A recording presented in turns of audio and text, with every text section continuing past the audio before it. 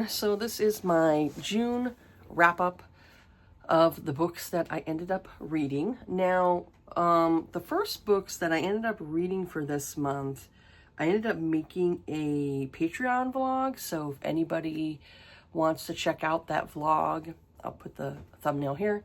If you want to check out that vlog, it is free to join. You don't have to pay to join my Patreon. It is free if you want to watch it. But yeah, that one there is almost a 2-hour vlog. It's almost 2 hours. I had a lot to say.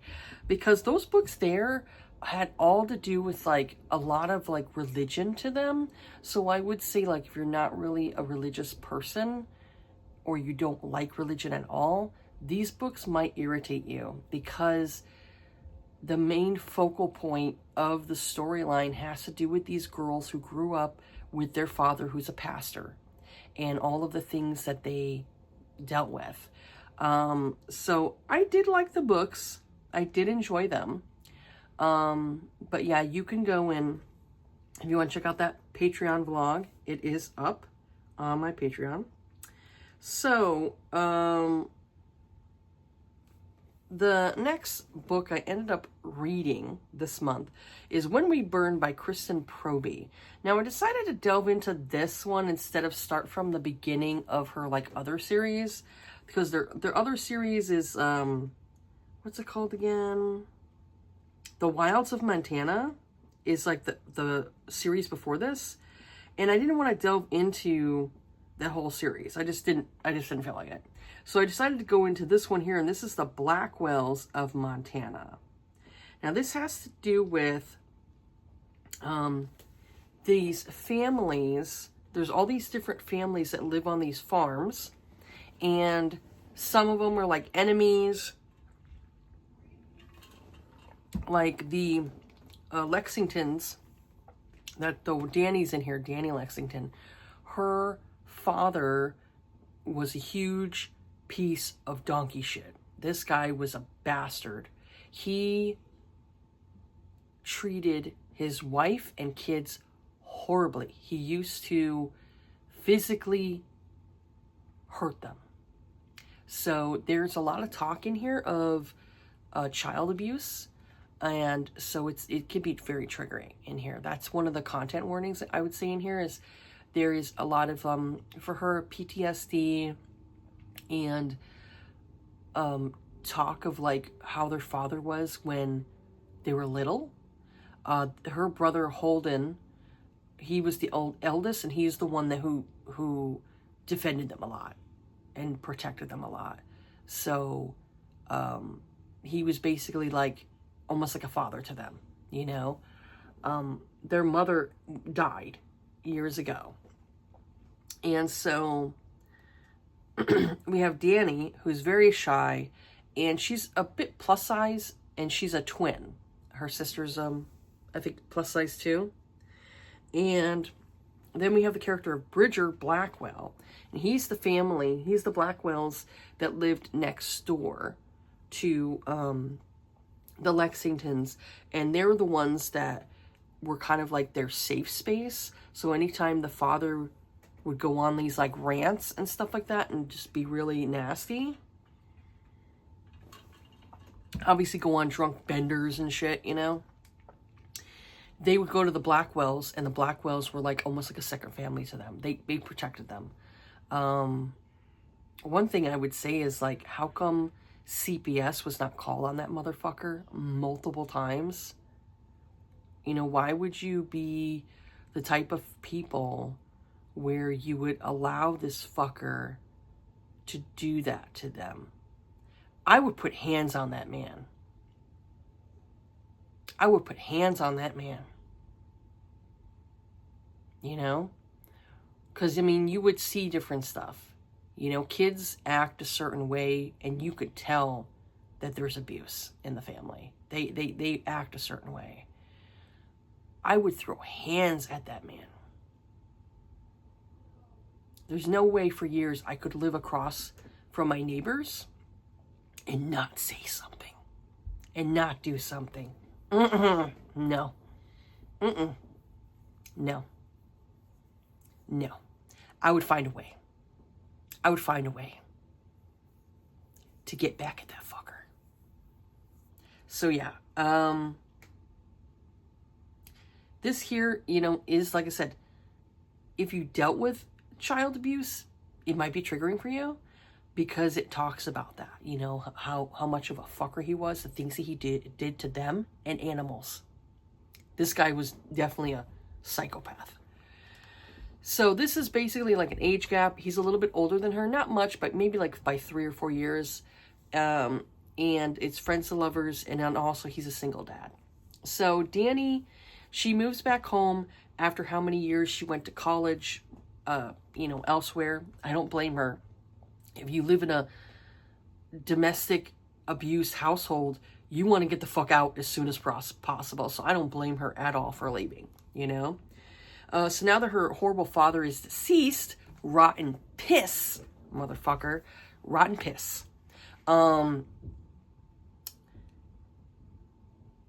So now that he's gone,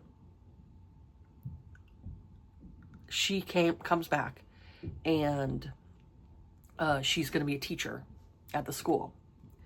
So she's got multiple siblings and a protective older brother. The Blackwell family lived next door, and they would take the children in on days when their father was insufferable. Danny had a crush on Bridger for years, and Danny was the one where she kind of like, you know, showed him that she was interested, but he had basically kind of like pushed her aside a little bit, like, you know, you're underage, you know, which she was at that time, you know. I think she was like 15 and he was like 18 at the time, so it's not like he could have did anything at that time, you know, because she was underage and young and all that stuff. So he's had feelings for her for like a while, but because of, you know, her age, her being, you know, like obviously underage and everything and all that stuff, he, you know, and she ended up moving away. So he ended up like, you know, moving on with his life and ended up getting together with this fucking harpy woman, this horrible woman, and ended up knocking her up. And so he decided to do the right thing by marrying her. Well, that didn't work out because she decided she didn't want to be a mom and split, leaving the kid with him. So now he becomes a single dad. So she basically signed her rights away, which is like, good. Sign your rights away, bitch. Sign them away. You know, if you're not going to be that type of person where you want to take care of a baby, take care of, you know, what you did, you know, if you don't want to have kids, why not use birth control? So, of course, his marriage didn't work out and everything.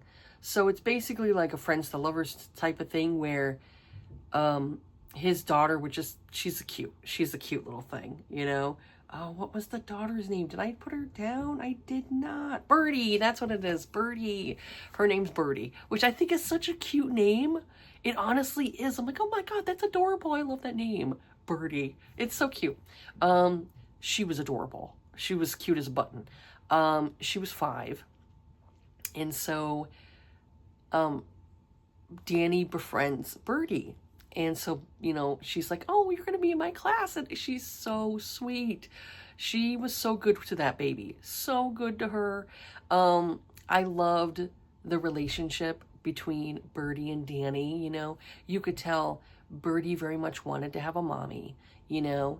And there was a part in the book where the ex shows up. Yeah, the ex shows up. And the ex is like, oh, I want to take my daughter. And Danny's like, the fuck you are, you know? And I'm like, oh, hell yeah. No, you're not taking this child that doesn't even fucking know you. And you think you're going to go and take this child away? I don't think so. So yeah, Danny, she was very shy. She had to come out of her shell. But I loved her protectiveness of that child. I loved it. I was like, yep, you're mommy now. For sure.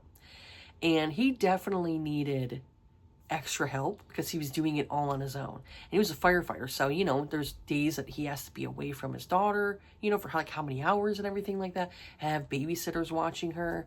So, I mean, it can be kind of tough, you know, be a single dad. You're a firefighter, you know, those types of shifts, you got to be on, be off and all that stuff, you know, for how many hours. So I liked that. But I will say, like, Kristen Proby has a way of getting the couple together, like, I think way too quickly. And then it makes it to where they're kind of like almost in the honeymoon stage way too long. Way too long. And then it's like, is anything going to happen? You know, like, is there any kind of conflict? So there was a little bit of conflict in here. Like I said, the mom did show back up again to cause fucking drama. And then something else happened. But to me, it was like, it wasn't that big of a deal, you know? And so for me, I kind of feel like the author doesn't want to do like these really high stakes, or have like, I don't know, I like a good build up. And I just feel like that it didn't give you a good enough build up. Like, I still gave it 5 stars. I still enjoyed it. And I loved how Bridget was very patient with her. But like I said, I feel like, because this is the second book I've gone and finished with the author, because there was another one I DNF'd. But this is like the second book I've finished with the author, and I already can kind of like see her formula of how she does her books. And yeah, the couples get together, I think, way too quickly. It's like, usually like, I feel like it's like 30% in, they're getting together, and I'm like, really? Maybe wait until like the 50 or 60 point, you know, before they start getting, you know, hot and heavy, you know? And I kind of felt like it was a little too quickly.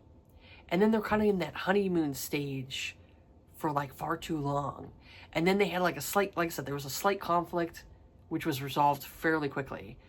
And then they're happily ever after. So I kind of feel like it was like, I want a little more like angst or something, or a little more, I don't know, a little more something else to it, you know? But I still enjoyed it. I still gave it 5 stars. So the next one I read, this was another Kristen Proby. This is She's a Wild One. This was the last book, book number 5 for The Wilds of Montana. I didn't bother wanting to delve into the rest of the series. The brother was in the previous book, Holden, and he was very protective. And I was like, him and his wife were in When We Burn. So I wanted to see how Holden and Millie got together. So I decided to read She's a Wild One. So this one here has where they got together when they were younger. He was like 10 years older than her. She was like 18 or 19. And he was like late 20s when they got together. And then they end up having to get separated for 8 years.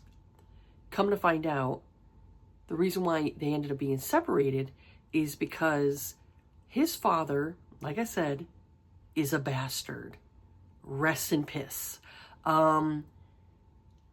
He threatened to kill Millie and his one sister, Charlie. Threatened to kill them. Yeah.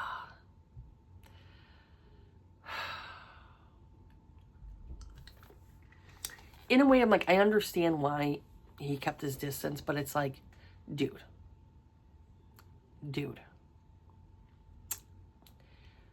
I honestly would have said, fuck this. I would have taken those kids, because there's nothing that fucker could have did. I would have taken those kids. I would have went and left the state, and then I would have went and filed to get guardianship.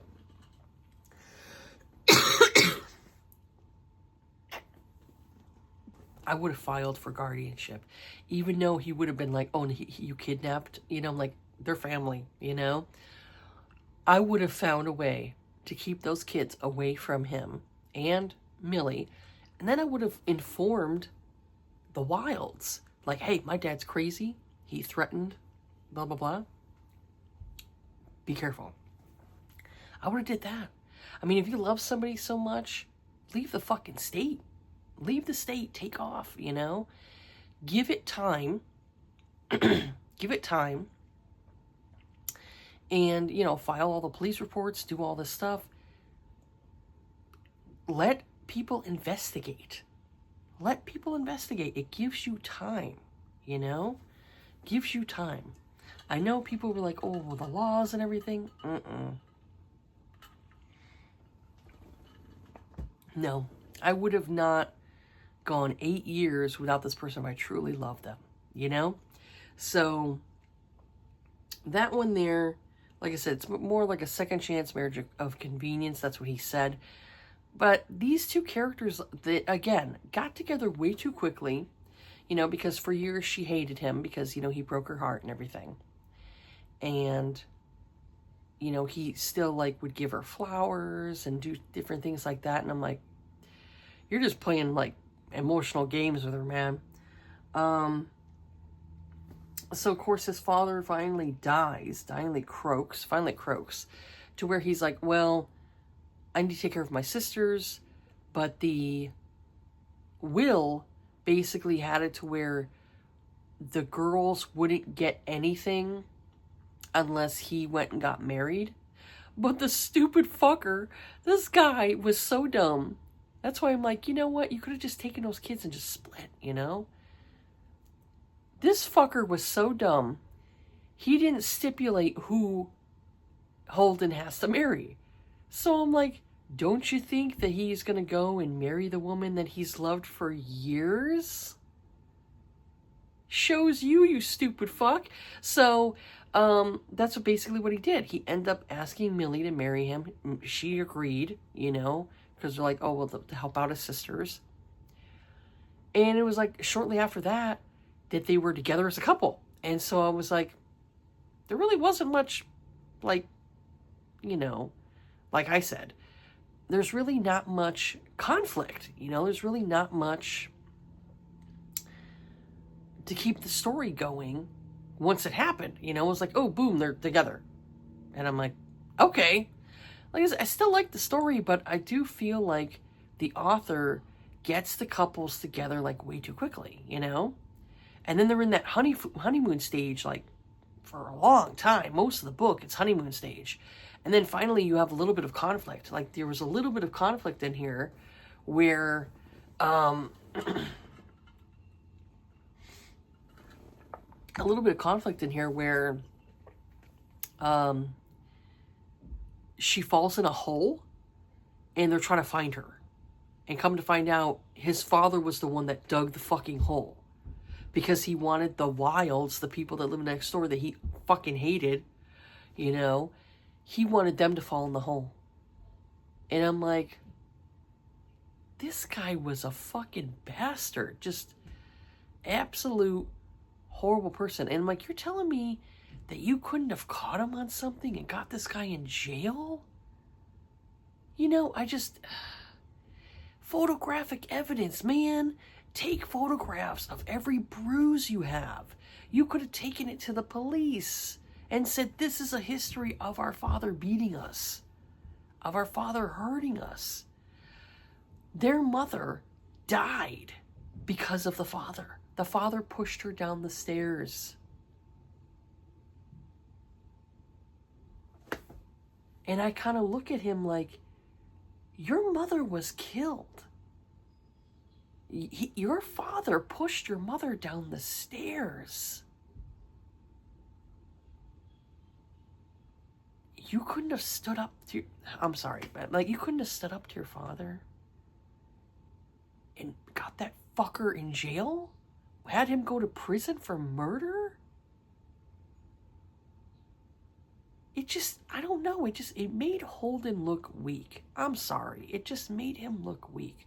I know he dealt with abuse, growing up with abuse. I get it. But it's like, don't let this fucking person win, man. Don't let this person win.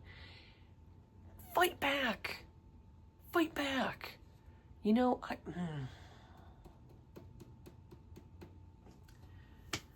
I dealt with emotional abuse. But even with the emotional abuse I dealt with, I would give it back. I would give it back. You know, I threatened my ex, like, you hit me, it's gonna last fucking thing you do, motherfucker. I had told him that.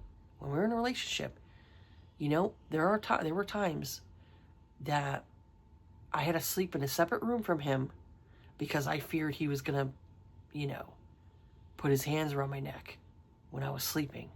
I had that fear. But I literally slept with a weapon underneath my pillow. You know, because I'm like, you come in, motherfucker. It's going to be the last thing you do. I don't care if I go to jail. It's going to be the last thing you do. So, to me, you know, with him, Holden being the oldest, I felt like he could have did something, you know? He could have did something to where those girls didn't have to suffer through years of abuse, you know? Like, he could have taken them. He could have taken them and got guardianship of his sisters, you know? I don't care. I would do anything I could to keep my kids away from an abuser. You know, this is why I never went back to my ex. You know, he was like, oh, I just want to put the family back together. No. I'm not letting my kids suffer through mental abuse or seeing their mother get mentally abused. No. It ends. Not going back. So, for me, it's like there is that way of breaking that cycle. You know, a lot of bullies, you have to stand up to them because they're pussies and they'll back down. This is why you'll see men, you know, some men, they abuse women. But you see them abusing a lot of men? No, because they're fucking pussies. Because they think that beating a woman, because a woman's weaker to them, that's what gets their rocks off. It's power. Having power over somebody. But you have enough men stepping in and saying, hey, motherfucker, take me on for size. He's gonna back down like a fucking pussy. So you have to stick up for yourself. You have to stick up for yourself. Whatever ways you can to stick up for yourself, that's what you do. If your way of getting back at him is taking photographic evidence, showing the abuse, showing what this person is, expose them. That's basically what I ended up doing. I would write in this journal about all the stuff that went on in my relationship. I wrote down days of when he drank, when he was passed out drunk. I would take pictures of him passed out drunk. Yeah. So when he threatened me with court, I said, go ahead. I have evidence on you for years. Evidence to show that you're an alcoholic. You can't control your alcohol. You're not a good dad. I have all of this. Take me to court and see what happens. He never did. You know, text messages of him threatening me. Text messages of him threatening my mom's cat. Yeah. I had all of it. I had years of journal entries between him and his fucking stupid ex of the bullshit that they would play with each other. I had all of it. So yeah, if you're in a relationship like that, fight back in whatever way you can. Evidence. Save it. You have a bloody shirt from him hitting you, save it. Put it somewhere. Bury it if you have to in, you know, a plastic container or something, you know, or bury it in like a Ziploc bag. Bury it like in your yard, you know. under flower bushes, something, you know. Hide your evidence, you know. Save as much as you can, because then you can use it against him when you finally get the courage to break away from that cycle. Use that shit against him, you know. That's what you can do. So yeah, for me, I like this one less. That's why I ended up giving it 4 stars, because I felt like Holden could have did something, you know. He could have did more for his siblings, you know. He could have did more, and I wanted him to. I really did. I wanted him to do a little bit more. But yeah, I felt like the couple got together like way too quickly, and they were like in that honeymoon stage for a long time. I'll keep reading her, but I think she's going to be one of those authors where I'm like, I picked up her formula, you know, and I'm like, oh, we've hit the honeymoon stage now, and then it's going to be like, you know, I hate to say boring, but it's like, you need like something more, like a little more stakes involved to kind of like make the book a little more to keep you going, you know. So yeah, that's pretty much all that I've read this month. So I didn't get a chance in May to talk about all the stuff that I ended up watching. So May and June, these are the stuff that I ended up watching. I have a Passionflix account, so I was able to watch how many movies. So the Passionflix movies I ended up watching was in May, was Seduction and Snacks. It's based on the book by Tara Civic. It was kind of cringe, and the heroine annoyed the fuck out of me. I ended up giving it a 2 out of 10. I really didn't like the book, and it just really made me I didn't like the story, so it really made me where I'm like, ooh, I probably won't like the author either, you know? Yeah, I was not a fan of the movie. It was just like, you know? The next one was The Air He Breathes. It was based on the book by Brittany Cherry. I really liked it. I gave it an 8 out of 10. I believe I read that book years ago. I believe I did. I just don't remember it. But I really liked the movie. I thought they did a really good job with it. The next one I ended up watching, I didn't care for the book because the author kept repeating Wallbanger. Kept repeating it, and it just annoyed me. But I'd say I really liked the movie. I thought the movie was really fun. So it was based on the Alex Clayton book. So I really enjoyed the actress in the movie. As the book, I enjoyed less. I actually enjoyed the movie more than the book. I gave it an 8 out of 10. But yeah, I love the actress. I thought she was really funny. I really enjoyed it. Yeah, it was really fun. Lick, this is based on the Kylie Scott book. I gave that a 7 out of 10. That was a rock star romance. I liked that one. I thought it was pretty good. I'm kind of considering delving into the book. I'm not sure if I'm going to like the book or not. Because I'm not really a big fan of like rock star romances. But I put it on my list and I'm like, let me check it out and see if the book is any good.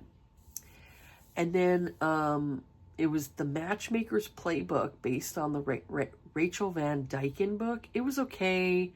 I said parts of it were cringe, especially the actor. I thought he was a bit cringe to me, you know? Because he's breaking that fourth wall and talking to the camera. And I'm just like, So I'm not sure if I would ever want to read any books from that author, you know, Rachel Van Dyken. I gave it a 5 out of 10. So other TV shows I watched, I ended up watching how many episodes of What We Do in the Shadows on Hulu. I tried watching this show before, but I couldn't really get into it. A friend of mine who has passed loved the show, and so she tried to get me into it. And so I was like, I tried getting into it before, but I wasn't really feeling it. But then I decided, let me go back to the beginning again and rewatch it. I was laughing. I thought it was funny. I was like, it's a funny show. And I have to get back into the episodes. I haven't watched any this month in June, but I watched some in May, and I just was laughing at how stupid these vampires are. And I'm like, I'm surprised they've lasted this long. I'm surprised they've lasted this long in the mortal world. It's just so funny. One of my favorite parts of the show, they had this old vampire, like ancient vampire, visit them. And I think the character's name is Guillermo. I think he's like he's the one guy's familiar. I think his name is Guillermo. I think that's his name. He ends up opening up the door, comes back, and ends up killing the vampire.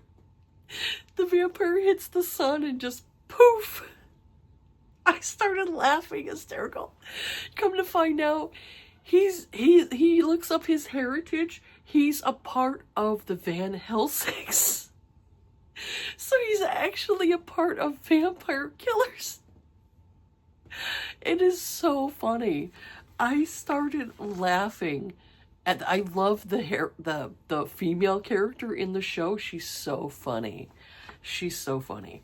The other ones are just so dumb. But yeah, it's a good show. I really like it. I have to go and watch some more episodes this month, if I can. If not, in July, I'll check out more episodes. And I was watching like episodes of The Golden Girls. I like to do that like when I'm like, sometimes when I'm like doing something else, like exercising, or say if I'm doing like a paint by number or something like that, I want something on in the background as like background noise. So I was doing that. I was listening to some Golden Girls episodes. So in June for this month, the Black Dagger Brotherhood series finally released onto Passionflix. And I have to say, so far, I've watched 4 episodes. So far, it's really close to like the first book, Dark Lover, in the series. And I'm really enjoying it.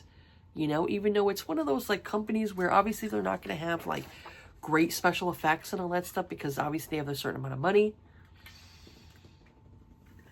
But you're only paying like $7.99 or $6.99 a month to have Passionflix. You're not really getting charged much, you know?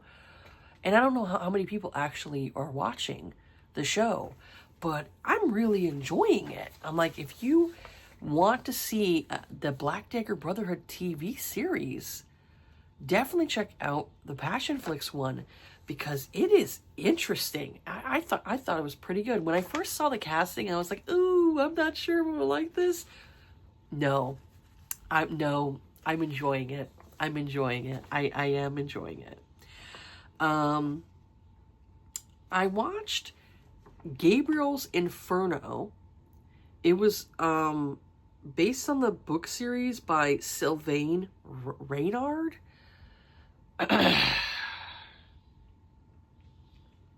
Honestly, I think Passionflix spread out the storyline way too long. Way too long. There are 3 movies just for the first book. 3 movies just for the first book. And I'm just like, oh my God, it's way too long. Way too long. And it's just like the couple's like up and down, and I'm just like, So I'm contemplating whether or not I want to read the book. I have a feeling I'm not going to like the book. So I decided I'm not going to delve into any more of the books or the movies, because they're way too long. Like, it's the same thing with the second book. The second book is like 2 or 3 movies. And like the first movie was like, I think like 2 hours long. And then the second movie was like an hour and 40 some minutes. And then the third one was like hour and 30 some minutes, or hour and 40. So it's like, this is like a 5-hour movie just to go and have the first book told. And I'm just like, no, you could have taken out some things. There's some things you honestly could have taken out that probably weren't not necessary. I'm sorry, I am getting over a cold. It's all mucusy and it's driving me crazy. So I have to keep blowing my nose. So I felt like it was too long. I gave it a 5 out of 10. I felt like it was too long, and I really don't want to delve into the rest of the movies that go along with the book series. No. So the next one I ended up watching was The Protector. This is based on the book by Jodi Ellen Malpass. It was okay. I thought it was really cheesy, and I didn't believe their love story. I gave it a 4 out of 10. And I was like, I don't think I want to read anything from that author, honestly. Yeah. I was just like, So I ended up watching the movie called Wait With Me. It's based on the book by Amy Dawes. I gave that a 9 out of 10. I really enjoyed it. One of those really cute. The woman, she's an author. And she's finding inspiration for her book by staying at this garage.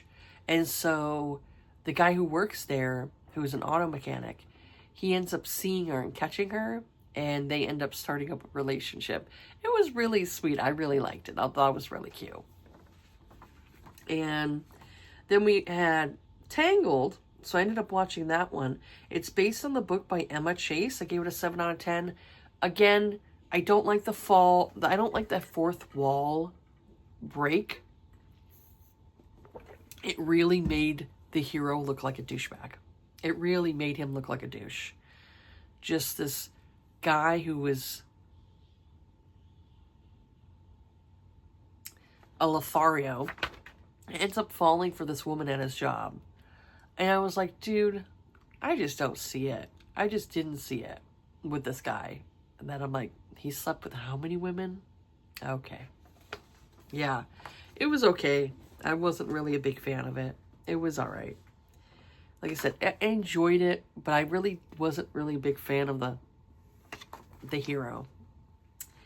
So the TV shows I watched, Poker Face Season 2. I've watched a couple of episodes on that. I'm waiting for this rest of the series to be over with so I can binge the rest of the series. And then I watched 2 seasons. There was only 2 seasons for the show Vice Principals. It's on HBO. That show's fucking hilarious.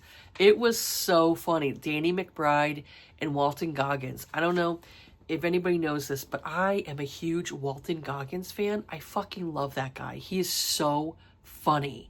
He is so funny, and whatever he does, great actor. I like him in Fallout too, that show that's on Amazon Prime. It's only done 1 season so far. Really good show. I really like it.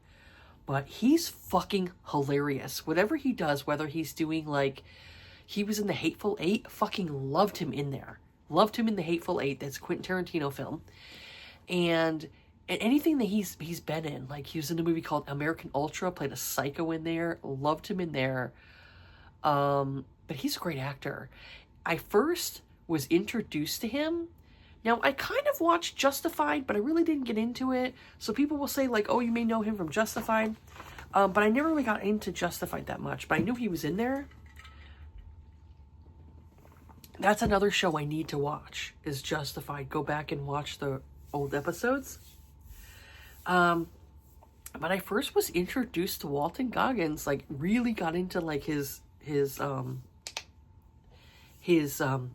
craft, his art, when I watched the show Sons of Anarchy. He played Venus Van Dam, Venus Van Dam was basically I don't know, either you would say the person was drag queen or they were transgender. I guess you'd say maybe they were transgender, or what's the other term? There's another term. I can't remember the other term. But some people don't consider themselves transgender because they don't go the full route, So they'll call themselves, what's the word? I can't remember what the word is. But there's another term for them that they'll call themselves something else. But he had like boobs and all that stuff. But like I'm not sure if Venus Van Dam, if she, if she went like the full way or not, because some people won't, some people who are trans don't, they don't go and have bottom surgery because of, they're afraid of complications and all that stuff, which I don't blame them. Some people ended up, there have been some people who have ended up dying on the operating table. I don't think our medical technology is as advanced as people would like it to be. I do think that people should probably wait for us to get more advanced for it to be more successful, So, yeah, that character there, Venus Van Dam, I loved that character. He only had, like, Walton Goggins only had, like, a small part in there. He was only in, like, maybe, like, 4 or 5 episodes, maybe? Not that many, but oh my god, I loved him in there. He played such a good part. I loved him. And so in Vice Principals, he kind of came off as gay to me. Like, I'm like, is this guy gay? Is he secretly gay? Because he definitely was like, definitely more feminine, But when you watch the whole series, you realize, wow, there's maybe the reason why he is more feminine is because of how he was treated when he was growing up. You get to know a little bit more about these characters. So you got these two guys, Danny McBride's character and Walton Goggins' character, where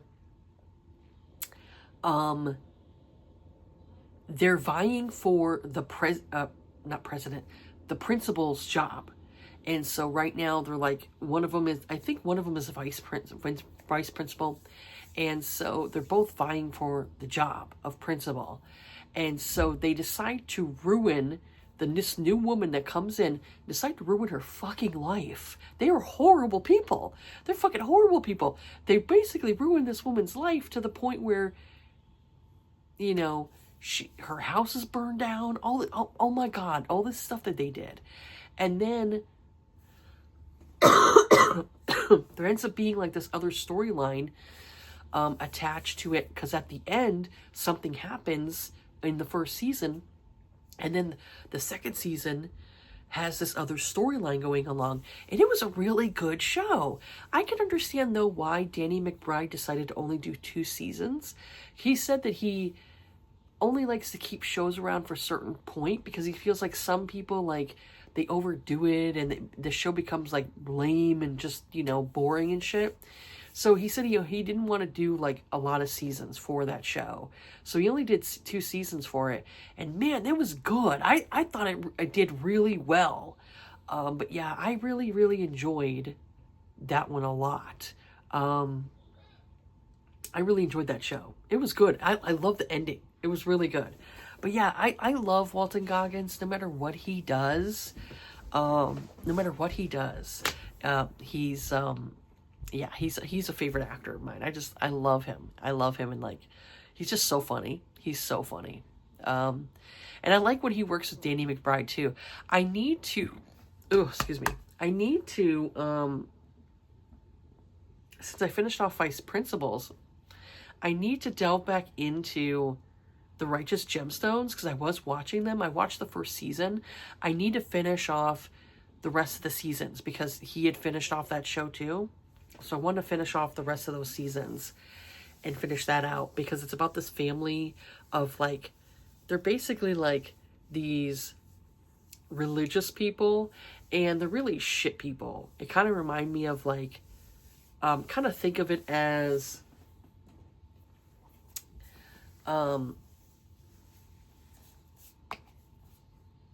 there's like these different people who are religious people, like maybe like Tammy Faye Baker, and like those people who are like, I have sinned, and where they were, you know, like snake oil salesmen, like charlatans and stuff like that, where they went and like abused their followers for money and stuff.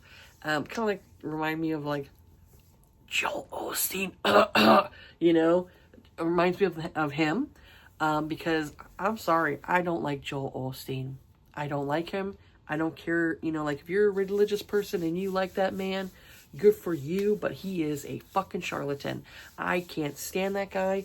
I think he's, you know, he doesn't do enough. And he's got these mega churches. Why the fuck do you need this big ass church? Why? And then when Katrina hit, that fucker didn't do anything to help. Oh, my church is flooded. Meanwhile, someone drives by and sees that your church is perfectly fine. Okay, sure. Yeah, don't like that fucking guy either.